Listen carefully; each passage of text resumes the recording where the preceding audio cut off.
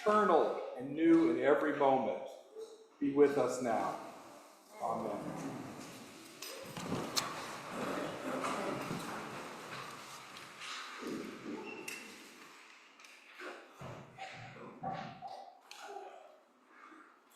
If a sociologist from another galaxy were somehow secretly observing what we do in this room, and if they had figured out what the piece of human technology we call a book is, I don't see how they could not come to the conclusion that the books that we have in the pews here are there for anything but decoration.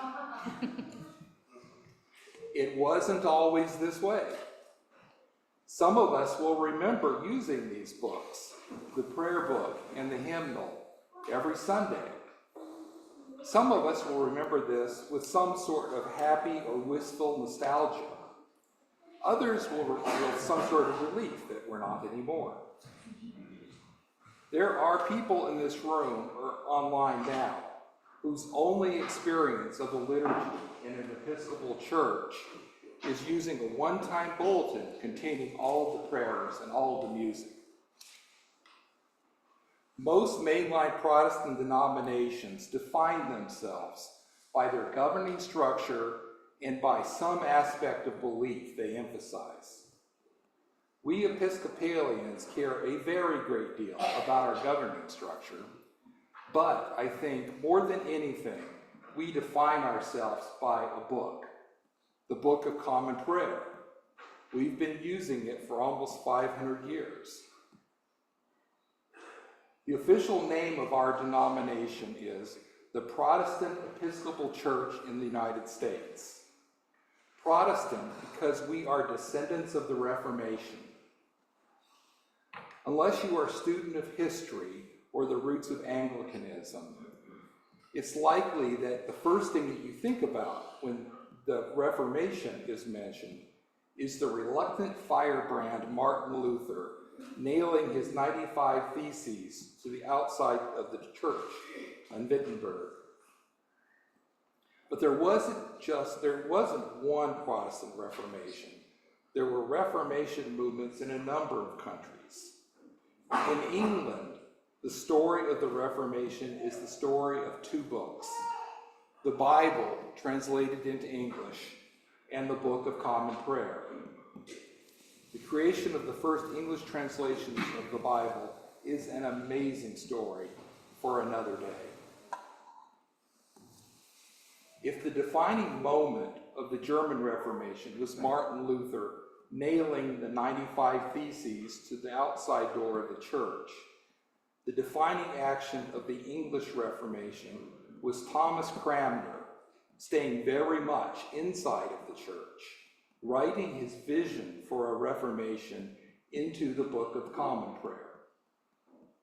The church didn't read or study or even sing this vision. The church prayed it every Sunday. I'm in awe of the wisdom of this. Our prayer book has served us well through various revisions for almost 500 years. I doubt if we'll ever have another revision of the printed book, bound like it is, even as our worship changes.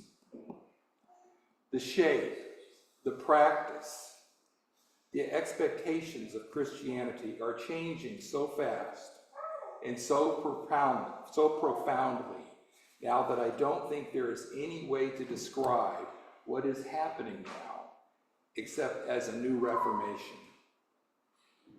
The Protestant Reformation was about ideas about defining God, defining what must be believed about God, defining the source of authority, defining how to get into heaven. Christianity today is moving in all sorts of directions, but I think the mainline denominations, which we're one of, have mostly settled on trying two things. The first is to pretend like nothing is changing and just keep trying to do what we've been doing all along. I think communities going down that path are closing a lot of churches. Other communities, including St. John's, are growing into a Christianity less based on ideas and more on being or doing Christianity, creating an environment to experience God, to encounter Jesus, a place to practice living the reign of God, forming relationships to support each other in doing this. I think we're doing this here. Sometimes well, sometimes in fits and starts. I think we are discovering that living this sort of Christianity comes with the need to be engaged. St. John's discovered, sometime before I got here, so I don't know how long ago, that singing only hymns in the 1982 hymnal and praying only prayers in the 1979 Book of Common Prayer left out something of what was experienced together, did not completely reflect some part of trying to live out what Jesus taught. The community found other hymns to sing that are not in the 1982 hymnal. The community started using the additional resources made available by Acts of the General Convention. That really is the name of the website where you get the stuff. Sometimes we even really went out on a limb and wrote our own prayers. I don't think there's ever going to be another bound version of the Book of Common Prayer. Megan doesn't agree, but I'll take that. I don't think there'll be another version that reflects what we and many other Episcopal churches are doing and experiencing. The General Convention has made it easy to approve additional resources. Approving a hymnal is approximately as hard as approving an amendment to the U.S. Constitution. I'm rolling my eyes. Which I think they will continue to approve more additional resources, and we will use them. And I think that all official changes will be made that way.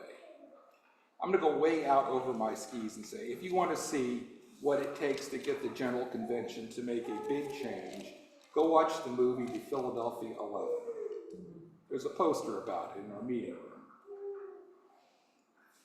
And as for music, there would not be room in our pews if we put copies of all the hymnals we choose our music from. So we will keep making our bulletins every Sunday, except for the Sunday after Christmas.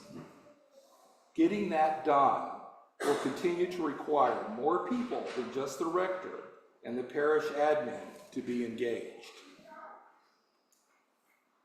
This story, I'm telling this story because it's just one window into how we and many other Christian communities are trying to do Christianity in today's world, doing it in a way that requires a different level of involvement and engagement than Reformation Christianity.